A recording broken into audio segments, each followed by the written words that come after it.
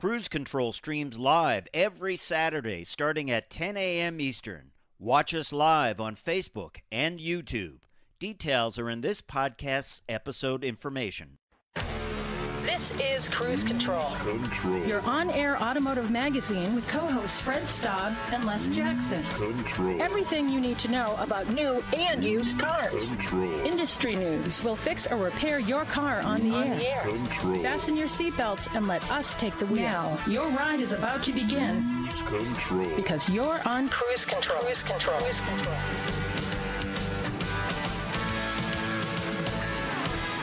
That's right. It's time. Yep. It's a time for another edition of Cruise Control, your on-air automotive magazine. A lot going on in the automotive industry. And Les, we're going to start off with the Silverado getting some pricing. It's a vehicle that I think GM would like to build if they could get the parts for it. What a concept. And the Euro 7, Ford reveals its EV plans for Europe. We'll offer our opinions on what might make the trip to the U.S. Actually, I hope everything does. But yeah, I don't know if everything will, but there's a couple of popular models that will be electrified, and we'll tell you what we think they are. But big announcement for Ford for sure. And then new car assessment. How to rate safety systems. It's the new task of NHTSA, the National Highway Traffic Safety Administration.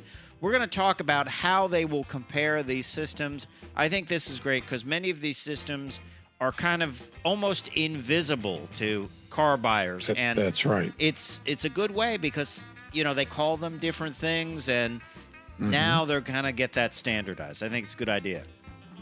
Yeah, we've been hoping for standards for many years. Over at Hyundai, they seem to have an exploding seatbelt problem. Now that's kind of scary. Yeah, and we'll explain what that is. And talking tech, your car as your friend, messages in your door handles, and personalized puddle lights. I have a problem with inanimate things trying to be my friend, but that's me too. I don't want it telling me that I've gotten fat or that I need a haircut.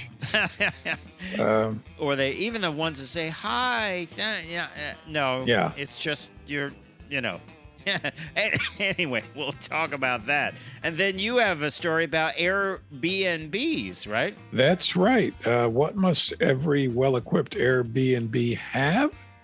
Well, we'll tell you. And electric vehicle charger, naturally, is one thing that they should have, but I doubt many do. Well, that could change. We'll tell you about some new technology. Plus, I'll have an at the wheel of the 2022 Volvo XC90 Recharge. That is their plug-in hybrid. I had a chance to drive that, so at the wheel review on Cruise Control coming up on that vehicle. And plug-in hybrid, there's actually, the one I had, I think only got 18 miles of electric range. They are just adding a new battery to it, which will allow it to get something like 41 miles of electric range. So we'll talk a little bit about that, and that is good news, especially if you're in the market for an XC90. It is. Hey, stay tuned to Cruise Control. We are just getting started. I'm Fred Staub. He is Les Jackson. Check us out at cruisecontrolradio.com, on Facebook, on Twitter, on Instagram, and more. We'll be right back. Cruise Control is your on-air automotive magazine. Check us out at cruisecontrolradio.com. Control. And welcome back to Cruise Control. I'm Les. He's Fred. If you're interested in a pickup truck like apparently everyone else in the whole country, because that's what's selling everywhere, and you want a Silverado, you're gonna, well, first, if you can get one, you have to pay more for it. For the privilege of buying it. Yeah, it is. They're hard to come by. A lot of people have not driven it. I have not seen any on the road. I asked about driving one to do an at-the-wheel review, and they were like, we haven't seen it. So there are some pricing updates, and prices are up, like even for the work truck, $1,000. Custom level, $1,000. Custom Trail Boss, $1,200. The LT rises to $45,295. It's a $1,000 increase. And then the High Country moves up to $59,000 for $900 more. There's some pricing going on there, additional pricing. But the problem is they just can't get them. They can't build them.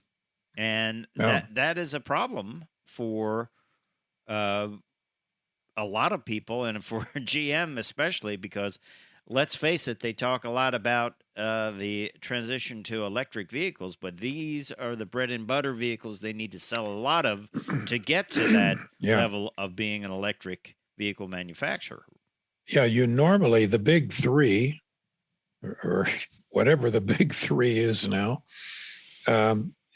traditionally they sell, 1.23 million pickups a year each. Mm-hmm. And they're not. So that hurts big time. Yeah. So when will we see more Silverados? I am not quite sure. I'm really not quite sure. They're struggling with parts shortages and all kinds of things. So if you're interested in one, well, you got to play the waiting game, and I would emphasize waiting, because don't unless your work depends on it. Yeah. Don't do it. Yeah, don't do it. So there you have a little bit about the Silverado and the pricing. The pricing, let's face it. We used to see new prices and say, well, it went up from last year for about $100. This is sort of a mid-model increase.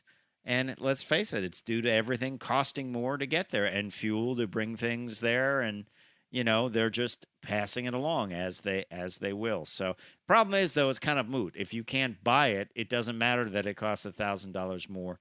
And you're going to pay even more than that to the dealer. Yeah. Much more. Much more. So there you have it. A little bit about the Chevy Silverado.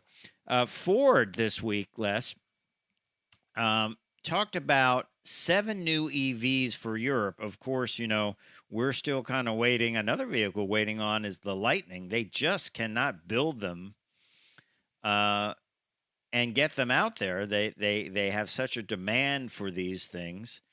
And they have announced 7 new EVs for the European market, actually, by 2024.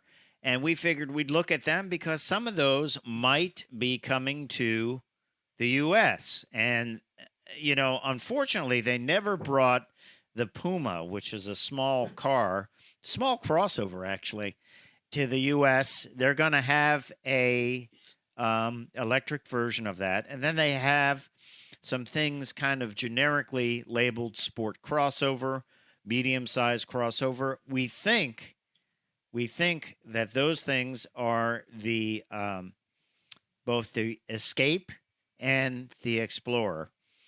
The Mustang Mach-E, of course, is coming to Europe. No surprise. Transit Courier, Tornado Courier, Transit Custom, Tornado Custom, and E-Transit. We have the E-Transit. They say that we're probably not getting all of those vans that they sell in Europe. The E-Transit, they are offering a fair selection of the E-Transit vans here, but unfortunately, the initial ones are kind of limited to 120-mile range, which, wow, that at least you would think they would offer a bigger battery package for more range. Right, exactly. Well, a lot of these crossover models are going to have a 311-mile range, which is certainly much better than what you mentioned.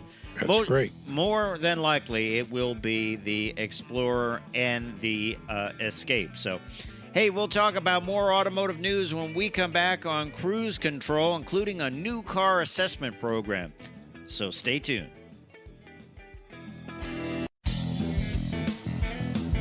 Cruise Control.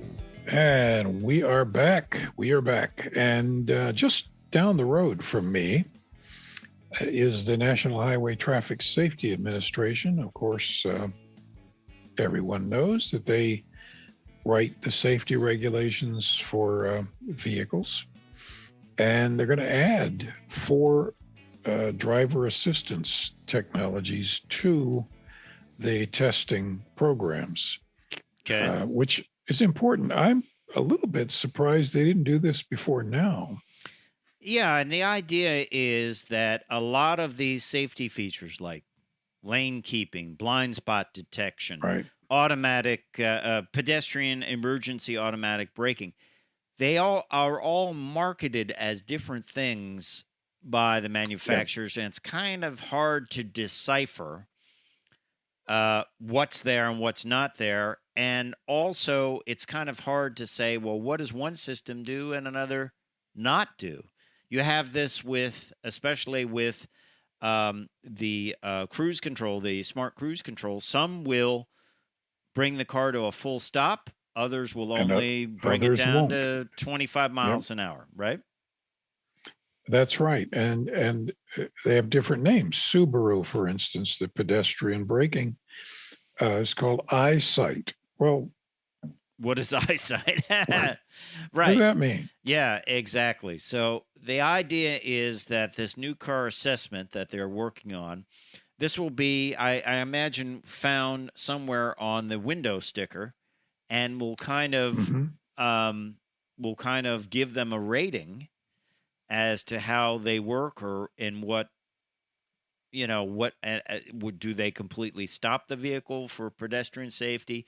Do they just mitigate a crash by slowing the vehicle as opposed to bringing it to a full stop? Yeah, as opposed to preventing it. Yeah. So we're going to see a complete redesign of the window sticker. They're running out of space on that window sticker, aren't they? Well, you can always make it bigger. That's true. That's true. Which they will. And I think it's great information. It really is. If they haven't done it already, the Insurance Institute for Highway Safety, is already looking at ways to clarify these and rate these. And that's some of the best information you can use when going out and buying a new vehicle, short of listening to Cruise Control, where we'll tell you what we think of vehicles honestly. That's right. Yeah. So it's great. I think this is a great thing. I don't think we really know when we will start to see this new sticker. I think they're just kind of working it through right now, aren't they? I think it's very soon. They can enact this measurement program, but they can't change the regulations that easily, because that requires what's known as a NPRM, which is Notice of Proposed Rulemaking. And then that gives the manufacturers 2 years to object to it or want to change it, and then another 2 years to go through all of the hearings and stuff. So it takes a long time. Yeah, it does take a long time. It's too bad that does take such a long time for something like this. But I guess they feel if they make a rule that says if your system doesn't work under 20 miles an hour, it's not considered, a real system, and they want to give manufacturers time to correct that, because they'll say, oh, well, we lost sales because you changed the rule based on someone else's system. There's just really no simpler way to do it. Yeah. Well, stay tuned, because you will see a lot more information on your window sticker when you buy a new vehicle, and we'll be right there to tell you what it is. So what's going on? So a little news in from GM. 2 of their vehicles are apparently going away and not going to be replaced. And they include the Chevy Trax, which is a small crossover built in South Korea. And that, of course, is one of their least expensive vehicles, I believe, right now, especially with the Spark leaving the lineup. Sort of a small crossover. I drove it. It's okay. Nothing exciting. Yeah, that's damning it with faint praise. I'll tell you though, the better version that's also going away is the Buick Encore. I actually like this little vehicle. That's nice. Yeah. That, of course, is replaced by the larger Encore GX. But the Buick Encore was a good little vehicle. And both are going to be replaced with something else. These are not going to have new versions. So you say goodbye to both of those. If you're thinking of you really want one of those brand new, then you should head over to your dealer. But of course, that brings on another situation. Good luck. Yeah, but those two will be eliminated. Of course, they'll probably be replaced by something larger because everyone feels we need larger things. But there you go. Of course, there is still a South Korean-based vehicle in the lineup, the Encore GX and the Trailblazer. So those are like the bigger versions of these. And that's kind of what's replacing them, I would imagine. So there you have it. Those two are going away. And used to be cars like that were going away, and the last year the run were a good deal. I don't know if you can get a good deal on anything like that anymore. What do you think? Yeah, I don't know. We're in just such a state of flux right now. Yeah. I wish we could tell people, hey, look, this is what you can get. You can run right out and get it. But you can't. You'd be lying. You might be able. You would be lying if you said that. It would just wouldn't be true. Yeah. So anyway, those are those two models and what's going on with them, and they're moving away. Let's talk a little bit about a problem Hyundai is having. And this is a weird one for sure. Hyundai has a recall going on for 2022 Hyundai Elantras, nice car. But they have a problem with their seat belts. 140 of the 2022 Elantras and Elantra hybrids have to be recalled for faulty seatbelt pretensioner that can potentially explode in the event of a crash.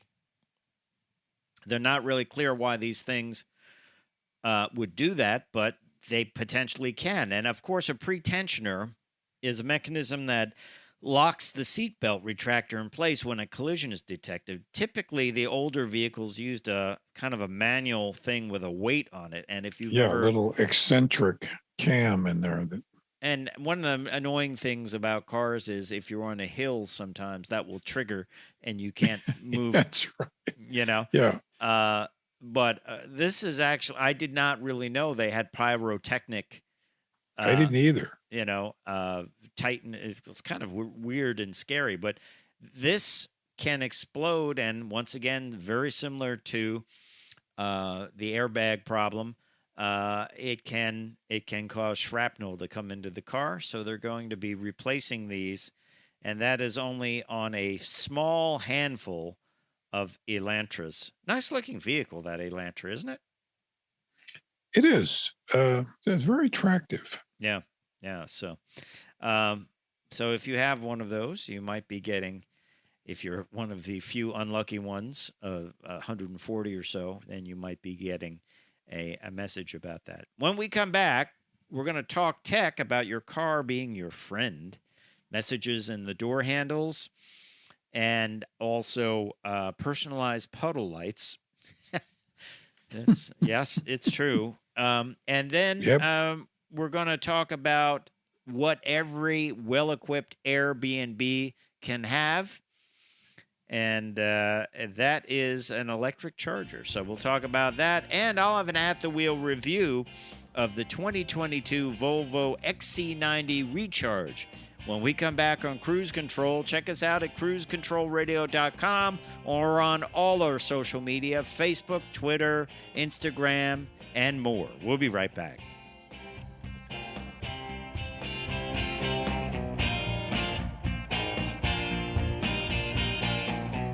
We are live every Saturday at 10 a.m. Eastern. Watch us on Facebook and YouTube.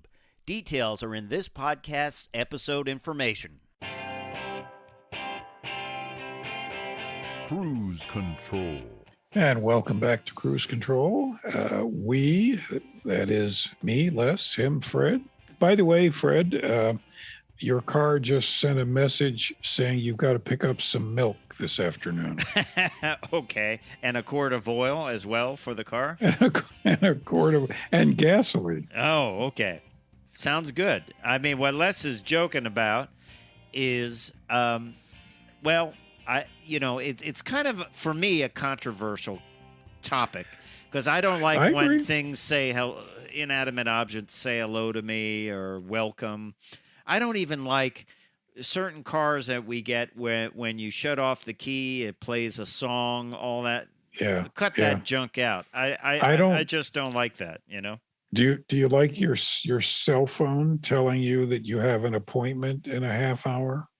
No, I don't like that. I mean, I like the fact that there's a calendar feature, I guess, but yeah, that one I could probably do. That's actually useful information, but it's not trying to be my I buddy. don't like it.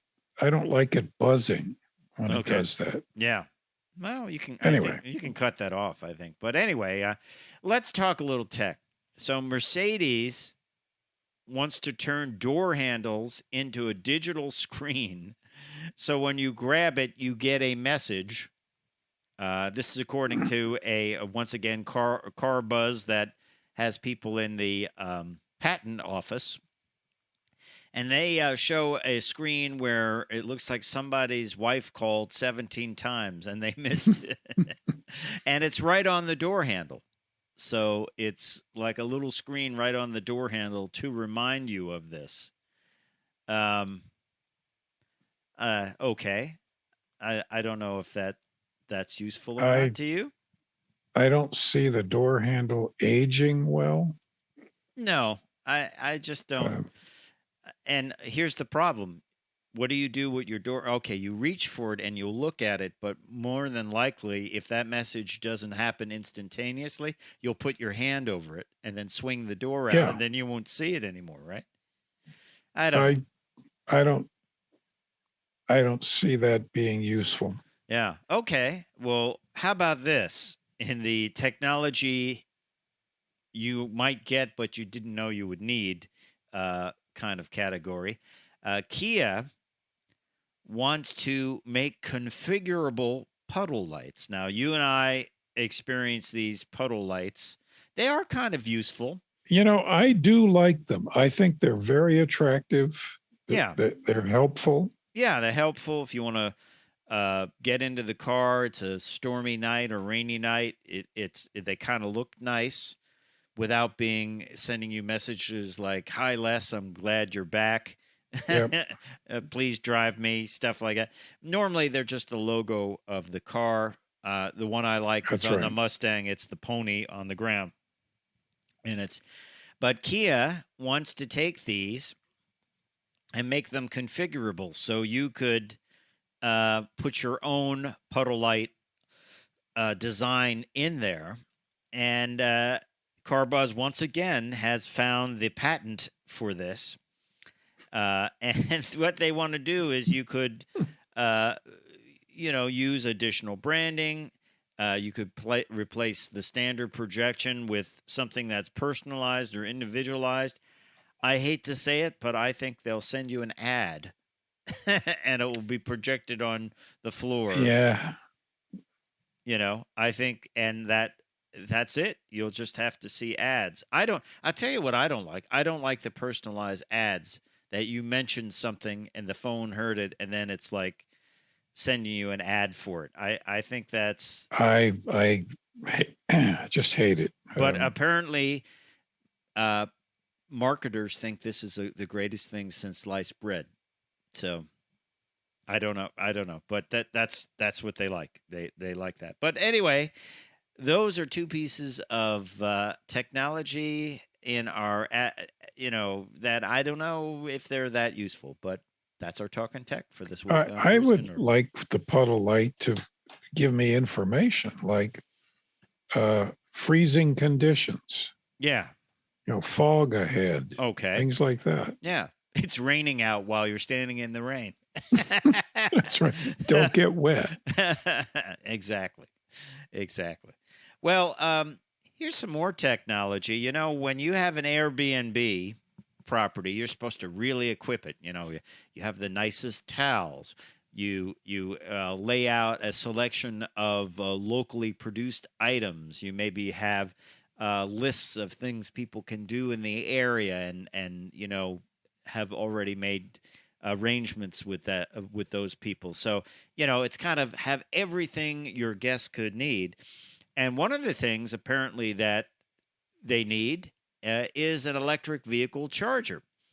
And OK2 Charge is a network of EV charging that will install a charger in your B2B property that will use the guest's credit card to charge their vehicle. So in other words, it's not like you're installing a charger and it's like, hey, charge up your car on me. It is actually something that they can park their car in the garage of the property, plug in, and actually pay for. And it's just another thing to have, a convenient thing to have. Another service. Another service. Let's say you've driven the car and it's a nice lake property, and you're like, wow, I don't know if I'll be able to charge it. I'm going to have to take a day to go out and find a charger and sit around and wait. If you could do that right on the property, hey, that's a great plus. No muss, no fuss. Charge it up, and it's ready to go, and you're going to have a full battery for the trip home. I think it's a great idea. It is. It has to happen. It's a differentiator, and I tell you, if I had an Airbnb property, I would put one in there because, you can say, hey, it's something you can say we're all set up for your electric vehicle. Charge it up. Yeah. And you can easily pay for it, and it's not a big deal. So I think it's a good thing. I definitely think it's a good thing. Talking about engines, the BMW boss this week at the annual BMW conference was talking a little bit about the electric 7 Series. The 7 Series, I believe, is going to be revealed at the New York Auto Show. And they were saying how they're looking to move into electric motorcycles, which is interesting, but they're also looking to keep building internal combustion engines and making them better and more efficient. And they talked about the new class cars. That's the new platform. The BMW 7 Series will be offered as an EV, but it will also be a plug-in hybrid and a modern combustion engine as they are rebranding internal combustion engines. So I'm looking forward to seeing that in New York. I think it will be interesting to see their take on it. Of course, everyone's wondering, will it have those giant grills that certain other BMWs have had that some people got really all twisted up in a knot about, right? Yeah. So you either like it or you don't like it. Yeah. So there's also talk that they're going to show off the iX5 hydrogen fuel cell vehicle that is apparently in the development stages in the Arctic Circle.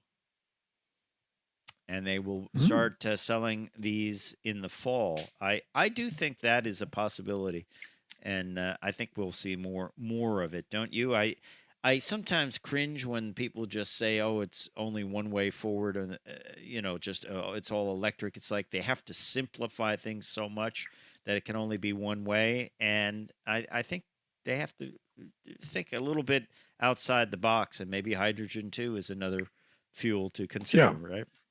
I don't think there's any such thing as one way forward anymore. Everything's too complex. Too complex, and the requirements for electricity will be huge. So GM and PG&E, which is Pacific Gas and Electric, we're previewing a world this week where electric vehicles would power homes. And one thing they're talking about a lot in California is the fact of storing electricity, like it's stored from wind power or solar panel. And the idea is that maybe it's stored in your car and it's moved around. It's moved to your car, moved back to your house when you come home. Who knows? But that's kind of the concept they're talking about here. And certainly, at the very least, it would be a great backup for your car. We know we've talked to the folks over at Ford, and their F-150 Lightning can certainly power a house. So it's an interesting future, Les Jackson. We will stay and keep you aware on Cruise Control and keep you aware of all the developments. So stay tuned, because we've got an at-the-wheel review of a vehicle you just might be able to get nowadays. Is the XC90 Volvo Recharge. We'll be right back. Cruise Control is your on-air automotive magazine. Check us out at cruisecontrolradio.com. Cruise Control. And welcome back to Cruise Control, your on-air automotive magazine. I'm Fred Staub, and he is Les Jackson. We are glad you're along for the ride. Now it's time for an at-the-wheel review. This time it is the XC90 Recharge all-wheel drive R-Design model, 2022. Of course, it is a plug-in hybrid, and it's got quite an interesting powertrain, Les. You look at that, it just says Volvo. It is square and useful space, and it's got some, of course, the trademark out back, the trademark taillights that kind of come up the pillars. Kind of sinister looking, this one. It was kind of blacked out except for the wheels, but the grille was all blacked out. And on the inside, I tell you, it was just high-end R design, as they say. Good-looking vehicle, though. Just really, I like how they tucked the bumpers in front and back. Just a smooth style, and that square shape leads to great rear visibility and great storage, as we'll talk about in a minute. And the lights, that says Volvo to me, those very, very swoopy lights that go up the panels. On the inside, beautiful interior. This is the R design interior. The perforated leather and sort of a beige set off with all kinds of textures. There's like a metal texture on the center console that looks like you would find it on a really cool vintage radio, perhaps. Great design of the seats. A lot of bolstering for an XC90 crossover, but really good. That some of the metal texture and trim on the dash and the stitching, really nice job. Of course, there is it's dominated by that big stand-up screen in the middle of the dashboard. Some people complained about the infotainment system. I had no problem making it work. I guess it works a little differently than what people are used to for some other cars. I also liked how my cell phone kind of fit into this little notch. It was like it was made for it. You start the vehicle by twisting this knob, and then there's a stubby shifter to get into it. All in all, you look at what they've done with this interior. This R-Design interior is incredible, and it is really luxurious. Out back, the rear seats fold flat. Yay! Which means you've got a lot of storage back there. And then under the hood is something pretty unique. It is a 2-liter supercharged and turbocharged direct injection engine with an 8-speed automatic transmission. And, of course, this is a plug-in hybrid, so it also gets an electric motor.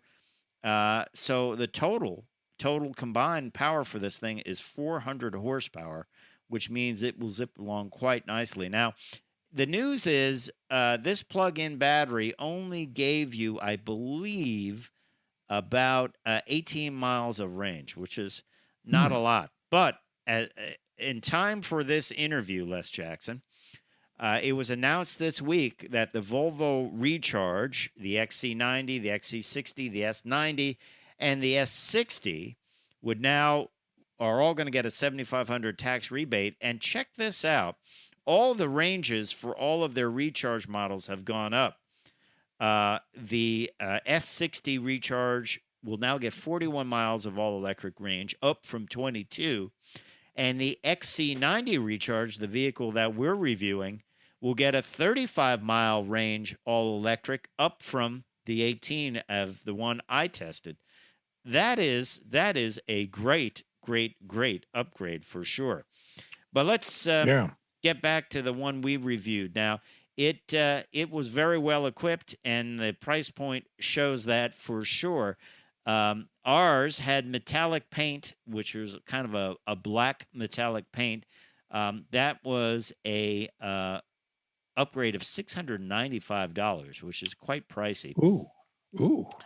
We had the climate package, which is headlights with high pressure cleaning, heated rear seats, heated steering wheel, $750. Advanced package, graphical head-up display, 360 degrees surround view camera, air quality with advanced air cleaner. That was $1,650. The integrated center booster cushion, which is a booster seat built into the car. If you have a small child, that's going to make your life a little bit easier. So that may be worth it to you. That was $300. The Bowers and Wilkins premium sound system, $3,200. Four-corner air suspension, $1,800. I have to say, it rode really well, even though it had 22-inch alloy wheels with summer tires. Those wheels were $1,100. Destination charge, $1,295. Hold on. Here comes the price. $80,090 as configured. I have to say, this is a weird thing. Look at how high the hood opens. The hood opens so high, which was great to get it out of the way, but I almost felt like I had to use a ladder to close it. It's just kind of an interesting design. I mean, it's great because you're never going to hit your head on the hood, but man, the thing, it seemed like it was up in the air like a antenna or something. And I was like, how am I ever going to get that closed? But somebody asked... back up real fast. Back up real fast. Here, find a tree, a low-hanging tree.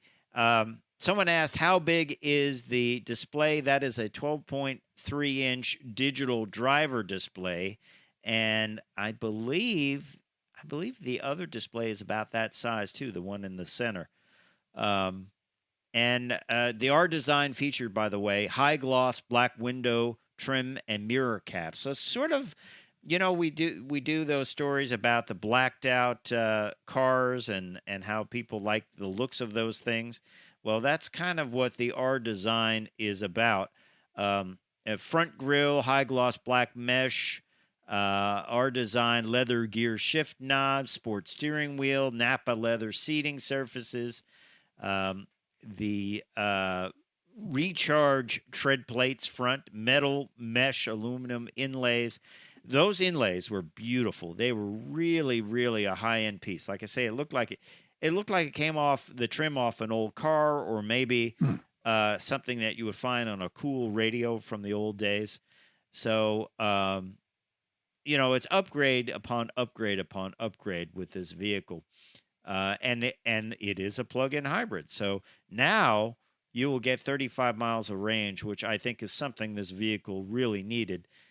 That's useful. Yeah, the 18 miles of range that it had as tested, for me, that just didn't fit with the rest of the plug-in world, and something certainly for an $80,000 car. So let's talk about the mileage. Electricity plus gasoline, 55 mpge, which the new one is going to get a much better number there because it's going to factor in that 32-mile driving range. Gasoline only, 27 miles per gallon. has it been crash rated? Well, it's a Volvo. It has not been crash rated, but I would say it will probably do. Wouldn't worry about it. Wouldn't worry about it being a safe car because it is definitely a safe car. Blackout treatment on the Volvo. I thought it was kind of cool. Not something you would think you would see on a Volvo, but the R design kind of makes it look a little sinister. When it rolled up, I thought, well, that looks kind of cool with the blacked out trim and mirrors. I like the shape of the vehicle, and like I said earlier, the shape of it, since it is boxy, means you can put a lot in it, and it just feels like it is an elegant car, and it is worth the money. Is it worth $80,000? Well, you decide. It is built in Sweden, Gothenburg, Sweden, and the engine is from Sweden, and the transmission is from Japan. So there you have it. An at-the-wheel review of the XC90 Recharge all-wheel drive R-Design model. Time for me to say I'm Fred Staub. I'm Les Jackson. We are going to see you down the road. Bye. Cruise Control streams live every Saturday starting at 10 a.m. Eastern. Watch us live on Facebook and YouTube. Details are in this podcast's episode information.